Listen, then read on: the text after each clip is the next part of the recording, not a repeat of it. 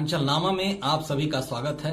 मैं हूं शक्ति प्रकाश श्रीवास्तव। कंधे पर पांव रख बढ़ती गई बीजेपी। देश की सियासत में पिछले एक दशक में खासा बदलाव देखने में आया है। बड़ी पार्टियों ने अपने विस्तार के लिए कई राज्यों में क्षेत्रीय दलों के साथ गठबंधन किया। जिन जगहों पर बड़ी पार्टियों का वजीर अपेक्षाकृत मजबूत नहीं था, वहां इन छोटे और क्षेत्रीय दलों ने गठबंधन कर उन्हें मजबूती दी। लेकिन इनमें भी कुछ सियासी दलों ने अपने सहयोगी छोटे दलों के कंधे को आधार बनाकर अपने को न केवल खासा मजबूत किया, बल्कि सहयोगियों को खासा कमजोर भी कर दिया। ऐसे बड़े दलों में बीजेपी का नाम लिया जा सकता है, जिसने महाराष्ट्र और बिहार में तो अपने क्षेत्रीय सहयोगी दलों के साथ कमोबेश ऐसा ही किया।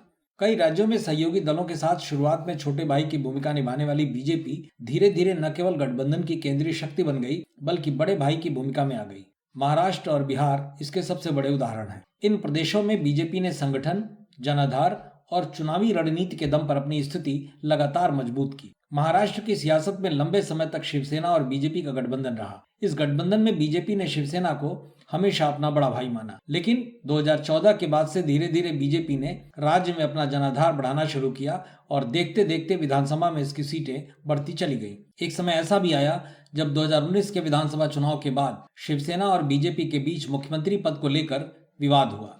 इसके बाद नाराज शिवसेना ने एनसीपी और कांग्रेस के साथ मिलकर सरकार बना ली। यह अलग बात है कि गठबंधन वाली यह सरकार बहुत दिनों तक नहीं चल सकी। 2022 में शिवसेना के वरिष्ठ नेता एकनाथ शिंदे ने पार्टी के कई विधायकों के साथ बगावत कर दी। शिंदे गुट ने बीजेपी के समर्थन से सरकार बनाई और एकनाथ शिंदे मुख्यमंत्री बने। बीजेपी ने रणनीतिक रूप से समर्थन देकर सत्ता में अपनी अहम भूमिका बनाए रखी। साल 2024 के महाराष्ट्र विधानसभा चुनाव में बीजेपी ने 132 सीटें जीतकर सबसे बड़ी पार्टी के रूप में अपनी ताकत वहां दिखाई।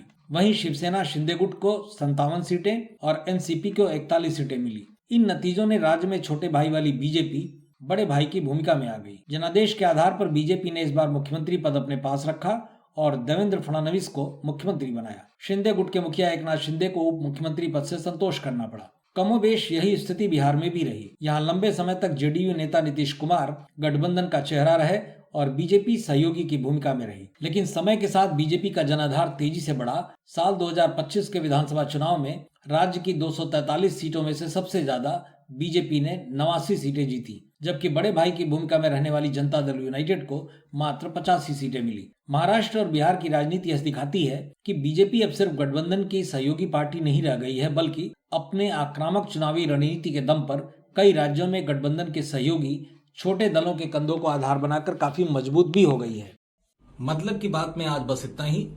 कल फिर मुलाकात होगी इसी समय, इसी चैनल पर। तब तक के लिए नमस्कार।